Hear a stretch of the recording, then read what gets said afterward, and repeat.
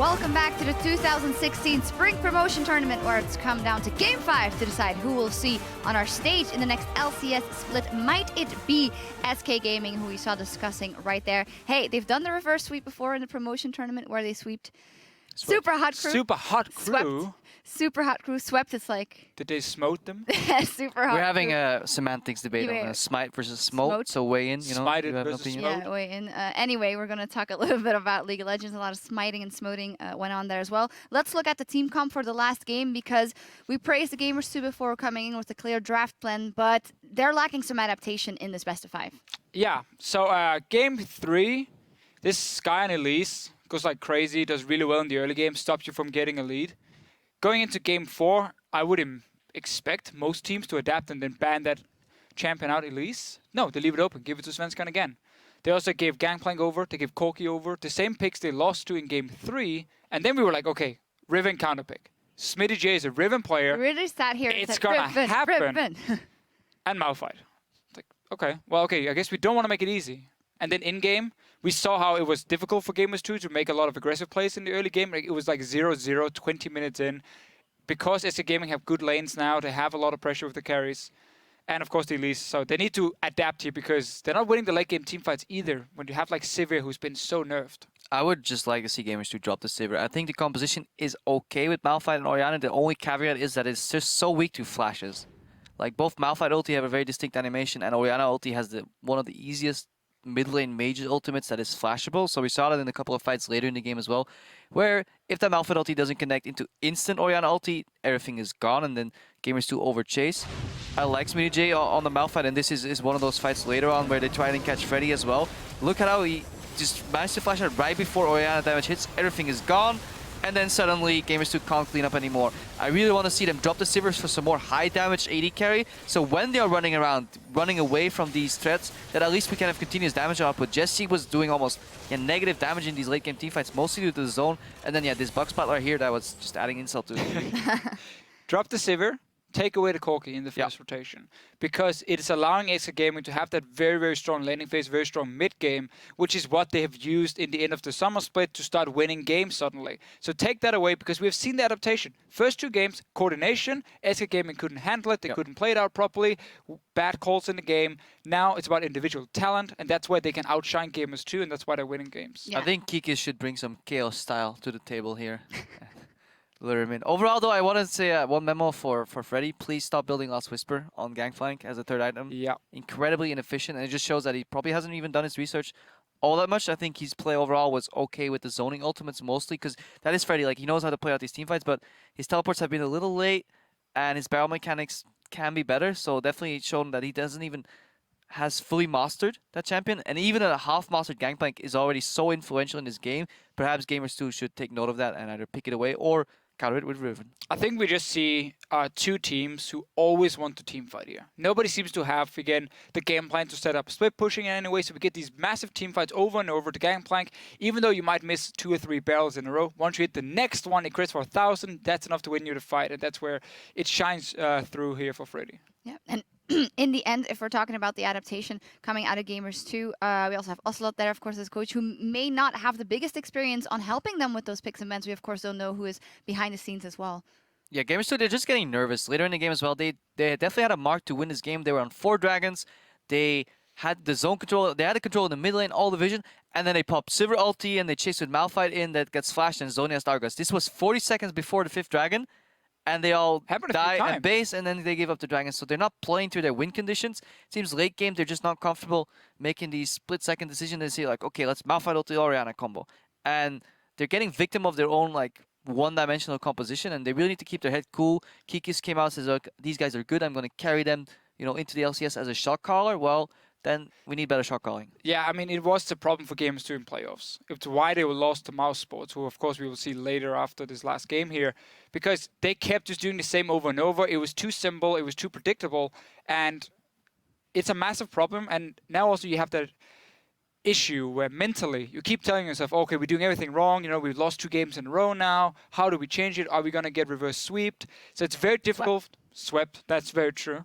So it's very difficult now for Gamers2 to really say, guys, we can still get into the LCS. Go back to what we did in game 1, game 2, and we would be fine. Yeah, possibly the hardest thing ever to do for them, knowing that whenever they have not been able to qualify before, it was clearly things, okay, they are good enough in this matchup, they're nervous right from the beginning, but this is a totally different scenario on the brink of qualifying up against a team, SK, who has a lot of players in there that have gone through basically everything. Yeah, a lot of just experience in terms of like how to cope with stress and pressure on the SK gaming lineup. A lot of new players, looking at Perks, looking at Smitty J, haven't really had their chance on the big stages yet. Playing to get into LCS. We'll see if it plays out. Yep, I do hear that the players are ready. That's great. We're ready for picks and bans. We're going to send it back over to the Shoutcaster desk. Thank you very much. We are about to jump into the final game in the first series of the day. Lee Sin and Rek'Sai have been banned every single game by Gamers2. I would like to see one of those change to a Gangplank or a Victor. Let Elise, hell, even let the Braum go through. Let one get picked and grab two of the others, a Braum and a Zia, something that is valuable to you. What do you think these teams would change if you were in their pick and ban theory? It's so difficult at this point. I feel like take the Alistar away. Maybe, you know, take the Elise away. So SK don't get either of those picks. One of them should just about be enough. While Alistar isn't winning them the games solo, it's clear how confident Noxiac now is on his Alistar. I mean, there have been slip-ups here and there, but generally it's been fine. That isn't the adaptation that's being made, though. So, Corki taken away from Candy Panda. Does that mean we're going to see another Fizz and Victor? So there is changes. Lee Sin is available for Sven if he wants to, as is Elise. The Braum is up as well. We've seen that first picked, actually, in several series in recent weeks. I like this, though. Not only do you now leave Elise and Lee Sin up, Kikis will be happy to play Lee into Elise. It's one of the matchups that he has done better on, and one of the matchups that you can actually do fairly well on in the early game. So that's a nice adaptation. The Braum is available as well, though. A lot of power picks are still up here. So let's see, what do they prioritize? Gangplank available too. Gamers2. What do they want for their first two picks? Elise, Lee Sin, Gangplank, Sivir Thresh, Sivir Orianna. Those are options they've gone for in the past. I mean, they could opt for the Sivir. That would explain the Corki ban. The problem is, I mean, Candy Panda has other champions that they've played around that are beneficial or good into Sivir. They've played the Vayne. We saw Candy Panda have a game on it during the regular split. Actually, has played 2 games on it. Yeah. So no Sivir pick this early on, as G2 opt for their mid and their jungle. I like the Lee Sin pick for Kikis. It kind of, it's not only a comfort pick, as I said, but kind of makes Sven think twice about Elise. I don't think it's that bad of a matchup, or even a particularly bad matchup, that Sven won't just go for Elise, but it certainly does make him think twice. Thinking twice, Gamers2 leave the Gangplank up again. Smitty J in Game 5, in the match that determines if you are in the LCS or not, will you play the carry that everybody expected you to play? We heard from Analyst Desk, and we've seen it in the series. These teams have had a penchant for team fighting. Over and over and over. Sivir's team fighting value is down this patch. Kallista's banned. Corki's banned. It's not 516, so no scanner. Well, we expect not, anyway. And for SK Gaming, with the Kallista and the Corki out the table, Candy's just going to go for some fairly safe late game. I mean, Tristana's even good in the laning phase. Yeah, back to closer to games 1 and 2 here for SK Gaming. Didn't work out for them, but the difference here, different support. They've got Braum. They've now got Elise as well. So better early game coming from those two when it comes to the laning phase and getting themselves ahead. So SK, it's similar, but it's different at the same time. I'm wondering what their top lane pick is going to be. Will it be the Shen that we saw in game number 1 for Freddy? Didn't do too badly. It just was the rest of SK weren't playing around the composition effectively enough because Gamers2 were dragging them across the map. Yeah, unfortunate for SK, but Gamers2 going to try more of the same. Thresh and Sivir. And look at that, Candy Panda and Noxiac. Their champions are locked in. They're looking to their teammates, wanting to know, what does Fox want to play? There's no Victor. There's no Azir. Lulu is available. If they wanted to go for that protect the ADC. There is Gangplank. And it would be now or never for Gamers2. Now or never to figure out, do they run that Riven? Once we see SK locking in their final champions. I feel like SK have to pick some strong laners here. Just in the sense that their bottom lane already, when you pick Tristan to Sivir, you just assume that Sivir's just going to spell shield the bomb. So it as the actual laning phase, it's not quite as strong as we've seen in previous lanes. This is a massive departure from what we've seen in the last 4 games from SK Gaming. It's snowballing from mid lane with damage and protection coming from Freddy. And, you know, Freddy is no stranger to Kennen. A long, long time ago.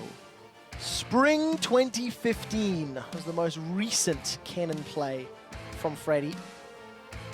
We've usually seen him in support in other regions around the world. Yeah. And this will limit some of the options that Smitty can run. If he wants to play a tank, he could go that route. But then they've got to win early and not let that Tristana scale. Well, right now, G2 have no way of getting straight through to the backline. And they still don't. You have to now try and run through a Kennen ultimate. The Slicing Maelstrom is going to be a tough one without a flank to get through. All Freddy has to do in these team fights is ult defensively. As soon as someone starts running forward, there is no need to flash engage in with the Kennen in this situation. Now, Smitty J is going to be running Ryze into Kennen.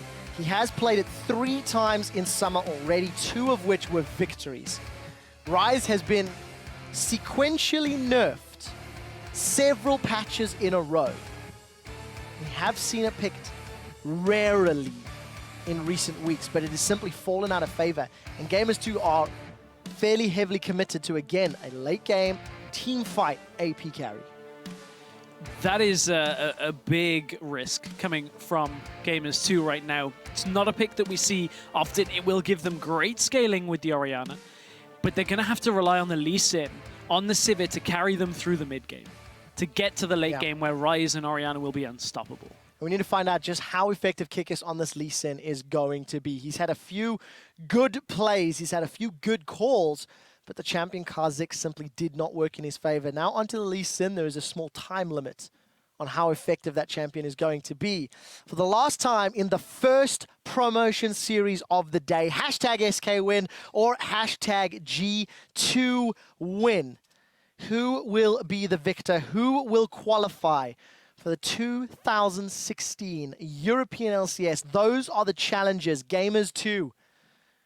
They want to unseat a stalwart, a grandfather of the European LCS. SK have taken part in every single split since its inception. They will need to re-qualify once more if they want to keep that trend up. Some big changes, though, in picks and bans for this game.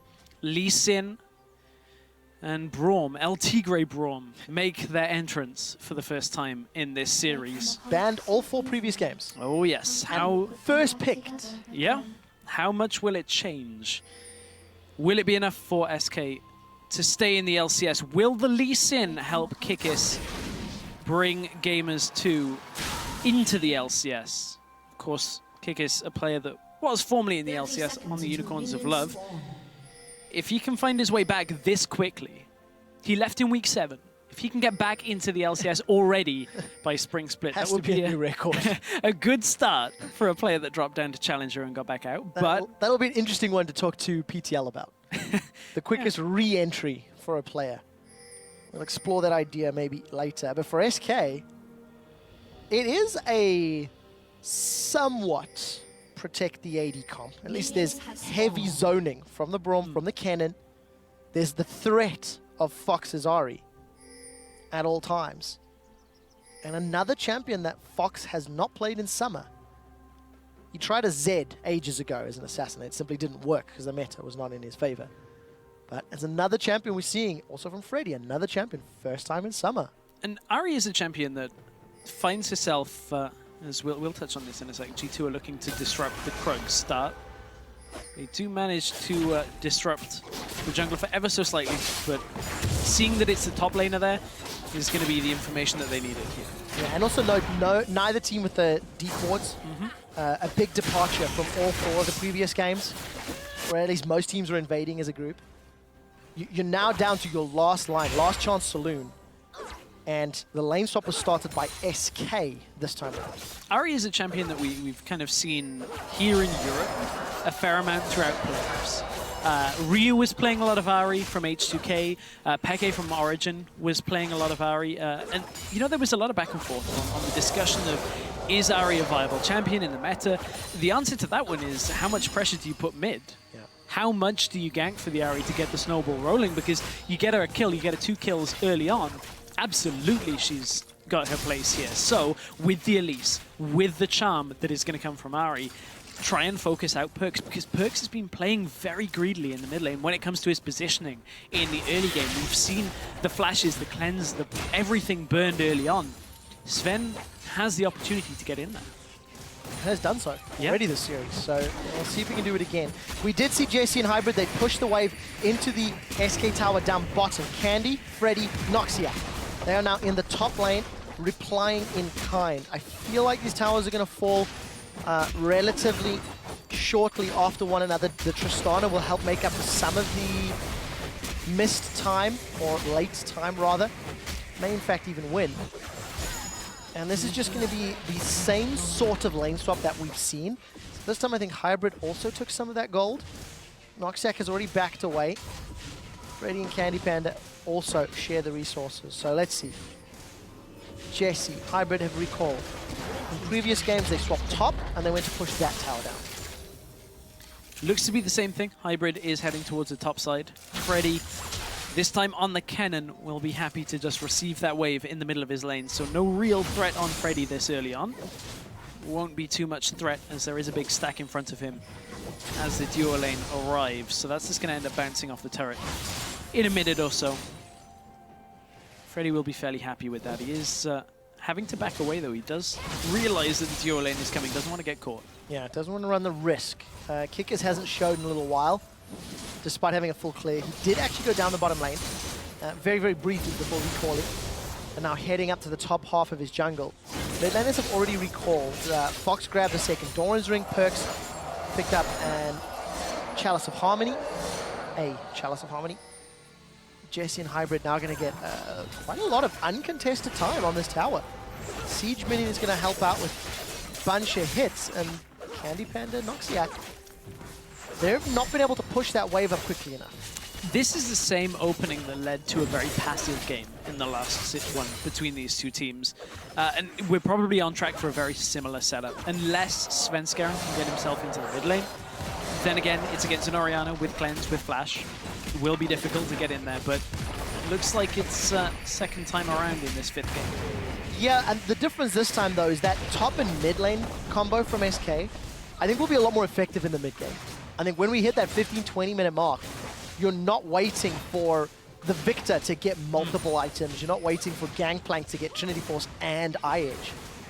Cannon slicing Maelstrom will be very effective, even with just a needlessly large rod. So, see what they decide. Freddy and Candy gonna let these minions all die under tower before they secure their second tower of the game. And there's that aggressive positioning from Perkz that we've talked about throughout the series. Perkz and Fox have gone toe-to-toe all day long. And it's Perkz that's going to be the first recipient of a gank. This one, a little half-hearted and not going to result in much. Kikis was there to counter gank. Fox was low on mana, doesn't have his ultimate available, so the timing wasn't quite right. It was enough to just kind of remind Perkz that the threat is looming if he steps forward, but they end up getting nothing from it, to be honest. And, Noxiac spends time going mid lane as well. They did, from the movement on the map though, establish some control when it comes to wards. The Wolf Camp as well was taken and smited away, but it's top lane that SK are focusing on. That is a flash, and a flash in return from Noxiac. Yeah, the exhaust is down as well. That's a flash over the wall. Svenskeren is investing heavily. Stun into an easy cocoon, and they'll donate first blood to Candy Panda. The cost of 2 flashes, but that was just all too easy. Well, it's not going to get much easier for that, and that is one of the reasons why Braum is such a strong pick.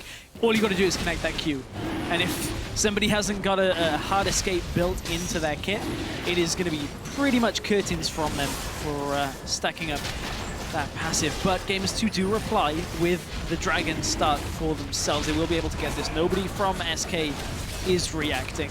SK gonna look to just establish control of the top side jungle, clear it out, make sure there's nothing really around for Kikis to take once he's done with that dragon. Wow, big difference in some of those stats there. Average first dragon from Gamers2 significantly earlier, thanks in large part to that previous game.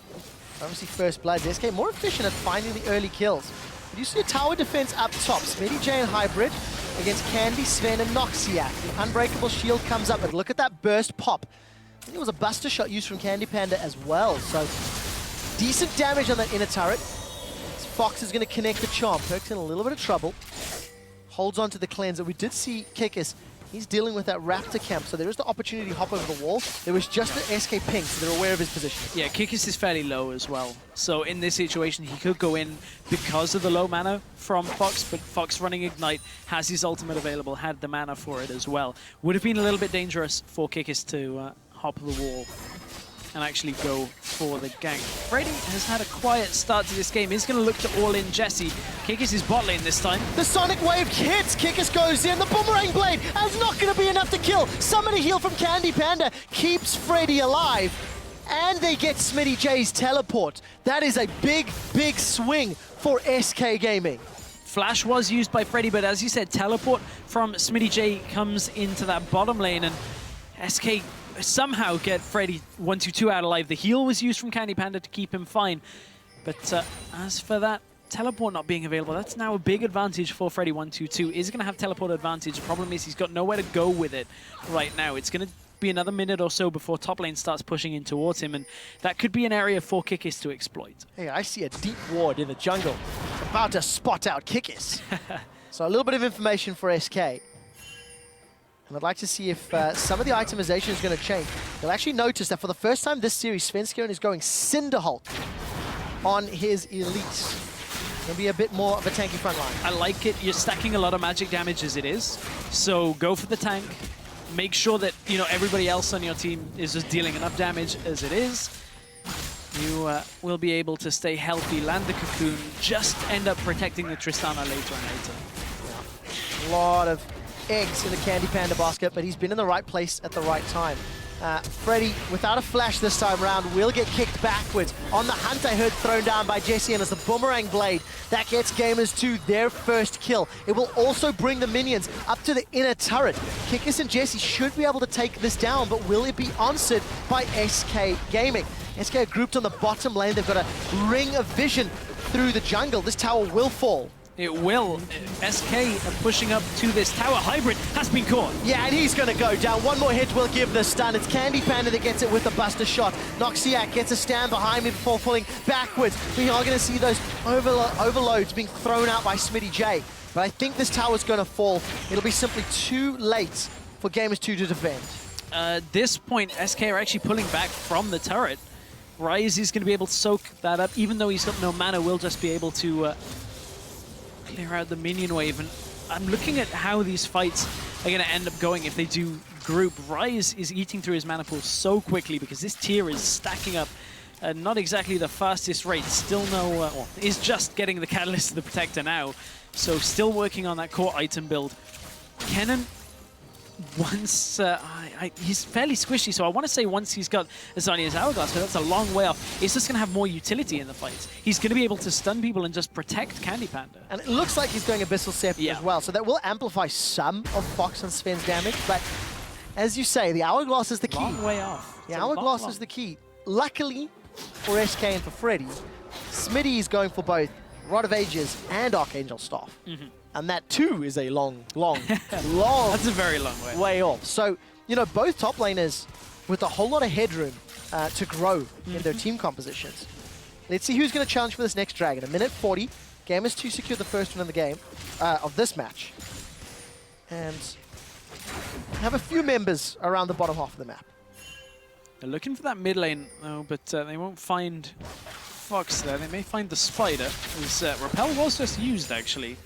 Sven is going to meet Kikis, but I don't think Kikis wants any of this. They haven't brought Perks across. Perks is low on mana himself as well, so we'll be looking to back. Probably on about 1,500 gold by the feel of it, just from the itemization and the time. And this time around, because of Noxiac being in lane with Candy Panda and roaming less dangerously, so to speak. Noxiac has access to Glacial Fissure. Hybrid does not. He's still only level 4, and he's a far way away from hitting level 6. This is going to become impactful shortly. Fox gets kicked away, but Kikis is in trouble. He finds a lantern, but there's the fissure we talked about. Sven finds Kikis and sends him backing. And now Hybrid's in trouble. Shockwave is available. The exhaust is down into Fox. Perks held onto the Shockwave. Double kill for tanky Sven Skeren and 1,000 gold leads. The Sven Noxiac tag team right now is just layering the crowd control and makes it incredibly difficult for anybody on G2 to step out of position. Kikis trying for an aggressive play, gets punished once again by SK Gaming. I mean, you can't be out of position like that with an Elise and a Braum. It's an easy 1-2 combination. It really is. So is a Flash. Rune Prison Shockwave! And Fox is now killed. But Gamers2 invested a lot of their ultimates and a Flash from Rise. They don't even get the tower, and Dragon's up in 2 seconds. I don't know if that was worth it. They get the positioning, they're pushing in SK as well. If Noxiac lands a Q here and can follow up onto Jesse, it may end up fine. SmittyJ still wants to go. Kennen is still top lane, does have a teleport. Hook has landed. That was a huge hook. It catches Candy Panda. The unbreakable shield will buy time, but Kikis will buy kills. Perks gets one, Kikis gets the other. The teleport comes in, and a fail flash from Freddy. It is simply not his day. I asked if it was worth it for Gamers2. The answer is most certainly. A 1-for-2 follow-up and the tower. Absolutely worth it for them as G2 now head for the Dragon. Fail flash by Freddy is just so painful at this situation. He may have just been able to land that stun over the wall after the flash, but man, that's just painful for SK Gaming. They look to be in such a good position, and G2, they get the pick, they get the hook onto SK Gaming, and this is what started it all off. Hybrid lands the hook onto Candy Panda, and Noxiac puts himself in the firing range with the unbreakable shield, but Kikis is in through the side. Kikis is so aggressive in this game, and that's the kind of play, the time that it pays off, is when he can reliably get in there, not when he's just looking for these kind of 50-50 fights. Yeah. And because of that, Gamers2 continue to maintain Dragon control, but as we've seen throughout the series, SK are always relevant when it comes to gold. Very rarely have SK had a very large gold deficit. Maybe Game 1 is the only exception to that statement. And with a CS advantage in the top lane for Freddy, that's going to help them out. Pretty much even Stevens across the rest of the board. But for Gamers2, the Dragon game is on. I think I prefer the Rise versus the Malphite if we're going to go for a 5 Dragon game. Gamers2 can't afford those risky engages. Yeah, they cannot afford to do it. And I certainly agree with the damage perspective of the Rise. This top lane feels like a Season 3 top lane, I'm going to be honest.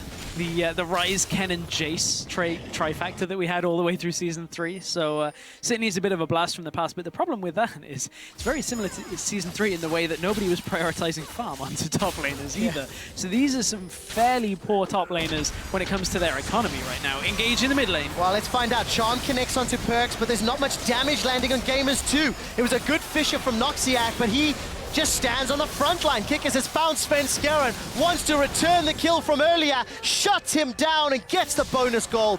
2 quick kills for Gamers2. Oh, this is falling to pieces for SK Gaming right now. They had themselves a great early game once again with this Elise, but G2 have just found the picks in mid lane, and they've been searching for these picks all series long, and SK giving them the picks just again and again.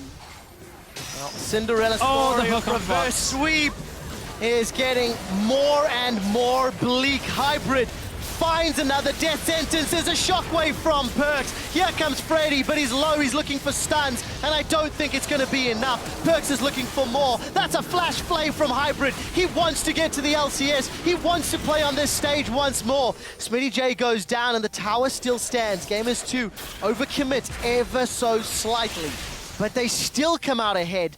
They get their kills, and they extend their lead. They got so much from that, though, because SK just kept barreling into the hooks from Hybrid, and they can't afford to do that. SK right now, they're running a somewhat similar style to games 1 and 2, where they're relying a lot on Candy Panda. This is very similar to game 2, actually, where they had the Victor from the mid lane.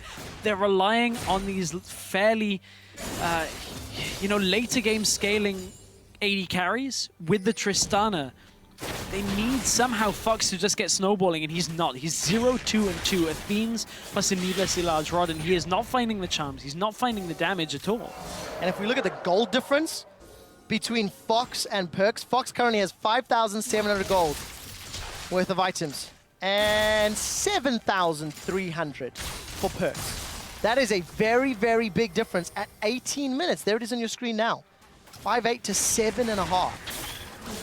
Difference of a needlessly large rod. Almost death cap here for Perks. I guess he could go a few options with the Blasting Wand and Amplifying Tome. Sven will be able to secure the Raptor camp while Hybrid's cheeky enough with that Lantern.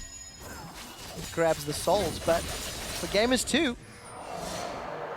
they've got the lead. They've got the picks. They've got more sweepers than we've seen from some of the other games. Yep. And we'll see if they're going to use it to control vision around the rest of the objectives. Kikis is stalking Candy Panda. As soon as he shows he's got that kick, he's got flash available. However, Nisbeth is here. Noxiac is here. Stuck in Challenger. Close enough. Stuck casting Dig. That was the last 5 game series I cast. JC gets tagged by the Winter's Bite, but it won't matter. And Freddy's up top. So if a fight breaks out, teleport time needs to happen. Wow, they're just going to focus Noxiac through his Unbreakable. Shockwave gets 3. Dragon's Rage gets 3. Gamers2 find 4 kills. Back to back to back to back.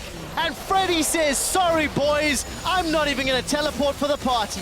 Gamers2 get the tower, the fight, and they're looking at Inhib. That's the play that is likely the first of the final nails in the coffin for SK Gaming. Just stacking under the turret for the Orianna Shockwave Perks. He's played Orianna in so many games this series, takes out all of the damage that SK had to offer. Kennen is only just coming back into the lane, does have his ultimate available, did just teleport down bottom. Noxiac tries to do something, he's 1 versus 4. He's already down. Noxiac not on the same timing as everybody else. Freddy does have flash, but now he's gonna get focused. It's coming apart at the seams. The lightning rush into the slicing maelstrom. There's no hourglass. That's a flash towards Candy Panda. Bought some distance. Hybrid catches him. Now Smitty J's been caught by the cocoon. Follow up from Fox. There's a reset from Candy Panda. Forward, forward, forward. Fox is trying to chase him down. That's a shutdown. One more hit. Hybrid's gonna down. Reset on the rocket jump. Now after Kikis, this entire game has been about punishing overcommits, and Gamers2 give up 3 kills. Candy's not done. Kick's coming up. Kikis is thinking about it, but he doesn't want it. He knows that Candy Panda has just too much damage right now to be able to reliably take him out. A little bit too much health as well. That is the Dragon going over to SK. Maybe they're not quite dead yet, but this is an incredibly back and forth game when it comes to just messy plays, one after the other. Team fight, team fight, team fight. Just keep team fighting. It's exciting for me. It's nerve-wracking for the players. So this was Freddy arriving after Noxiac had died. Yeah, something about being in a creek without a paddle at this point for Freddy, but does manage to think he gets himself out alive. Another hook from Hybrid picks him off, but G2 overcommit just to try and get Freddy at that point. He'd done his job, just ticking up down the timer before his teammates could join him in the bottom lane. You can see Kikis at this point is just playing with the idea of all-in and Candy Panda. Doesn't end up going for it. Well, I like seeing Kikis picking up the Aegis of the Legion this time around against all of the magic damage that SK are putting forward. I think that's a smart buy. Freddy's also picked up the needlessly large rod, Amp Tome, and Ruby Crystal, so maybe Rylai's second item. We'll see how much gold he has before his next shop. Hybrid going fishing that time around. 12 kills he's been involved in of his team's 14. Jesse, 13 of 14. I mean, just look down the assists. Gamers2 have grouped and they've used their team fights effectively. We're only 22 minutes in and there's 23 kills on the board. I mean, the assists tell a pretty big story in the way that it's all been about junglers starting all of these plays. 12 out of 14 for G2, but 100% on the side of SK. 9 of 9 for Svenskeren and getting himself in the fight. And also, just to sort of mirror what the analyst desk was talking about, individual players in SK arguably better than their counterparts on G2. But G2 as a team have shown pretty good plays, pretty good calls across the map. At times, both teams have made some positional errors, which can be the cause of many reasons, but I like seeing this from Gamers2. 22.5 minutes, baiting around Baron. They've got a 5k gold lead, trying to force the fight. I mean, Seraph's upgraded and completed for Smitty versus the components of several things for Freddy. Yeah, the time for Rise to get himself into the game is looming. It's about to become the time at which he just throws out so much damage right now. But Smitty J, I'm actually fairly impressed by his growth as a player between regular split, the first round of playoffs, and now, in the sense that, you know, he's playing more tanks. He's playing better when he's playing tanks as well. Specifically when you look at the first 2 games of this series. I think they were actually very, very solid games for Smitty J.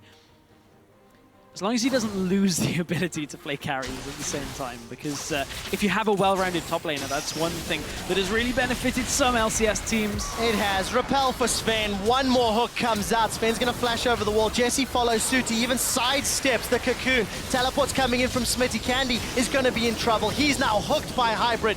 Double kill for Jesse.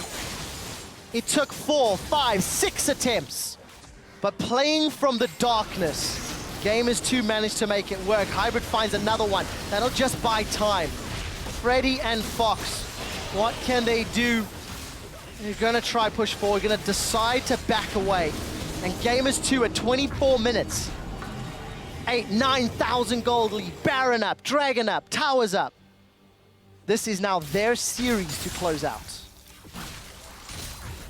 The reverse sweep looks to be swept away from SK right now. They were so close, getting 2 games back. The mental fortitude that we were talking about had been there, resilient, but the execution again for SK, just messy.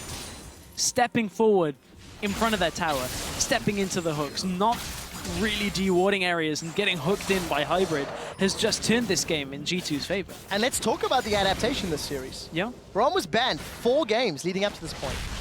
In the regional qualifiers, Braum went undefeated. 5 games played, 5 victories picked up. And right now, Noxiac, who was such an integral member on those roaming Alistair ganks, is 0-4-6. He's been caught, he's been on the front line, but he's just been killed. Because SK haven't backed up where he's been on the map. Right, and I think that's the key point is there's only so much you can do in a situation like that when, you know, damage stealers are getting hooked, when a jungler is getting just picked off very quickly. And that's not to say Noxiac hasn't been out of position himself, but what I mean is like the kit for Braum is only useful. Right, is only useful if you've got people to protect. If you don't, you just end up dying after. It's a sad moment where you're on your own and they're like, stand behind, oh, you're not standing anymore. Gamers2 have Baron-empowered minions on a siege in the middle lane. Noxiac's Unbreakables trying to block some of the siege damage. It will time out. Jesse gets 1, 2 auto attacks onto the tower. Death sentence, one of them connected, but it will not be enough. And Gamers2, they've also pushed down the bottom lane. Smitty J has brought a minion wave up. Look how much work he's put onto that bottom inhibitor turret. Gamers2 now playing on multiple lanes, using the Baron buff. Wow, Smitty's gonna get this tower in a few seconds' time. Freddy has to respect the damage. Gamers2, they're gonna break open the base on 2 fronts. Mid inhibitor turrets down as well. This series could be 3-2 in favor of Gamers2. We'll find out if they can. Here comes Kikis. The kick is good. He manages to find Freddy, shuts him down. That slicing maelstrom does nothing. The glacial fish has been used by Noctis. Look at that shockwave into the death sentence. That's they it. could finish it now. There's Baron-empowered minions. Gamers2. They lose 2 in a row and they demolish SK Gaming. Welcome to the League of Legends Championship Series. Gamers2. We will see you in 2016.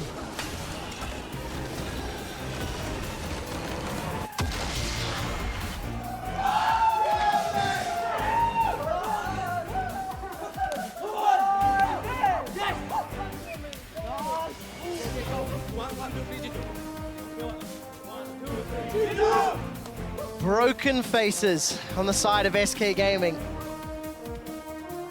And what elation from Gamers2. Ocelot, the star that put SK's name on the map. Inner Flame, the former coach of SK Gaming.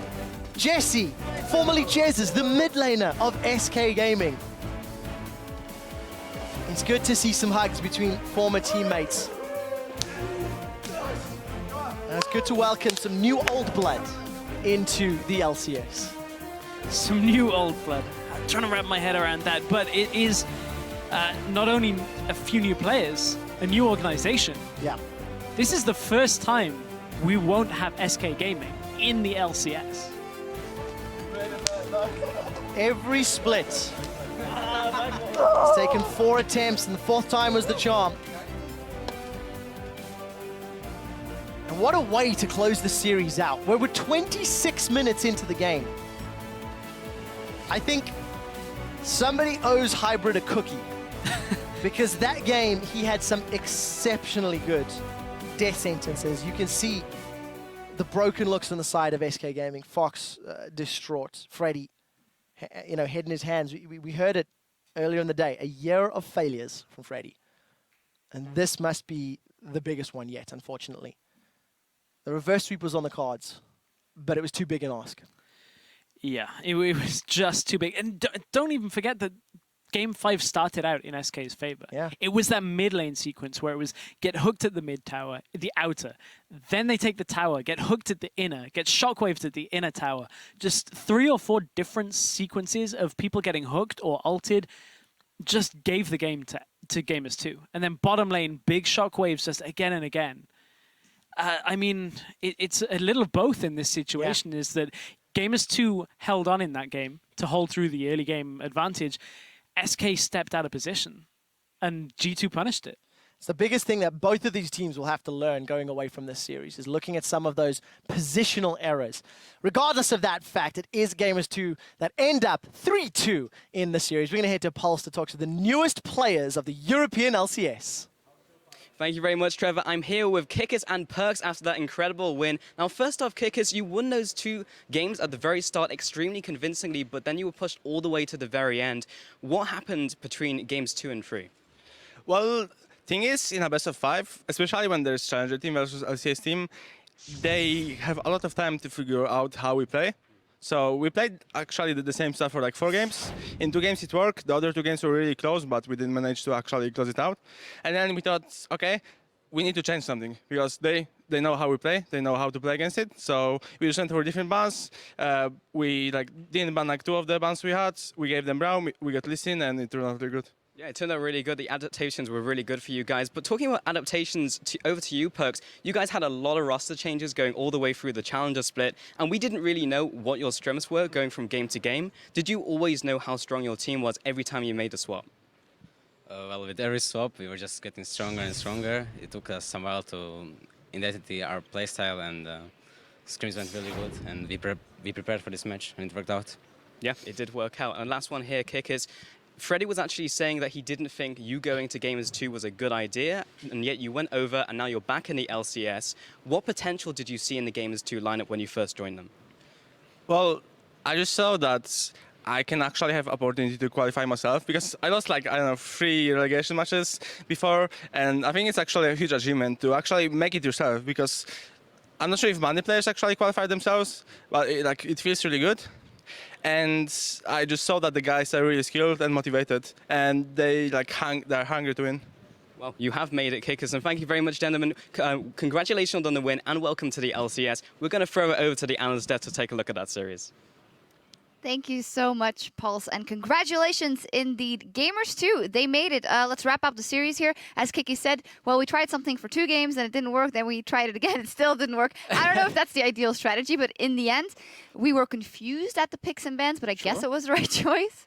I was a little bit afraid when I saw, okay, again, you gave away the Braum now as a first pick. It was banned the other times, and you didn't take Elise. I'm like, oh, okay, we're giving it over to Svensker, and they get so many good picks. And then Freddy wants to play Kennen.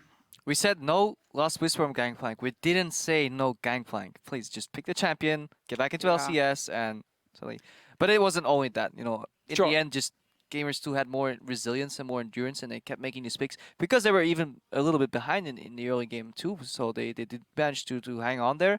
But overall, I think drafting for Gamers2 in this entire series has been questionable. Yep. But I do think they played to their draft better than SK did overall. But in terms of like what is good in the metagame, what is proven to work, and how you should play out certain comps, I would have liked to see more adaptation between series and just different picks from Gamers2. I think everyone can agree on that one, looking at Gamers2. But in-game, especially in this last game here, the fact that they managed to bounce back after losing 2 games, and there were some big plays. I mean, Kikis on Lee Sin was all over the place, setting up kills for his team. Perks with the Orianna Shockwave. Hybrid, of course. Really good trash this game. So I really like how the players managed to step up anyway, and then use whatever comfort picks they have now. 5 games of Thresh for Hybrid and so on, and he showed up in almost every single game.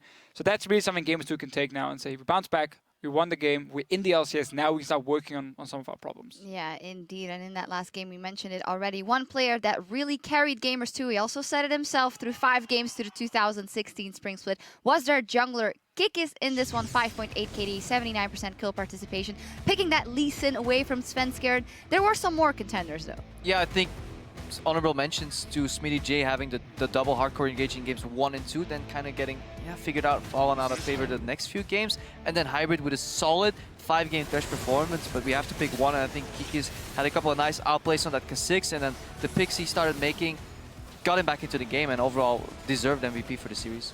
And they really need him to continue being a fantastic jungler for this team here. We saw the impact he had in Unicorns of Love. You know, people said he was always the consistent member.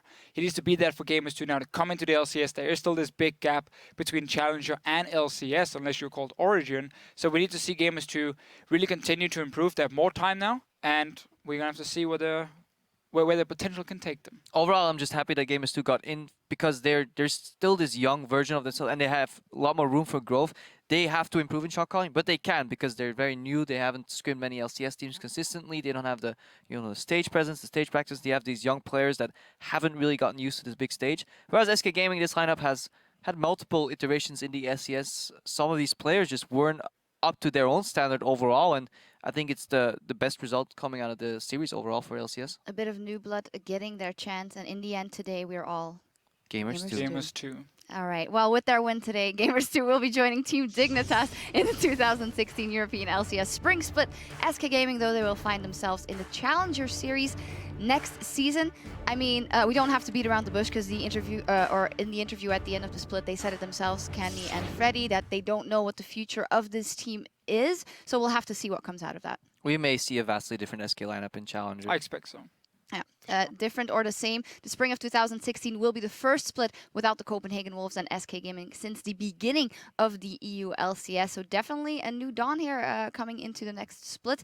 But there's still one spot up for grabs between Gambit Gaming and Mouse Sports in our next best of 5. We'll dive into that matchup for a closer look when we return. Who will be the victor? Who will qualify for the 2016 European LCS? Hook has landed. That was a huge hook! It catches Candy Panda, the unbreakable shield will buy time, but Kikis will buy kills! Get wrong. Nice. Keep going, keep going. Keep going, keep going. Stop. Nice. Kill him. Get him on, get him on. Nice. Get in him. And they demolish SK Gaming! Welcome to the League of Legends Championship Series! Gamers2, we will see you in 2016!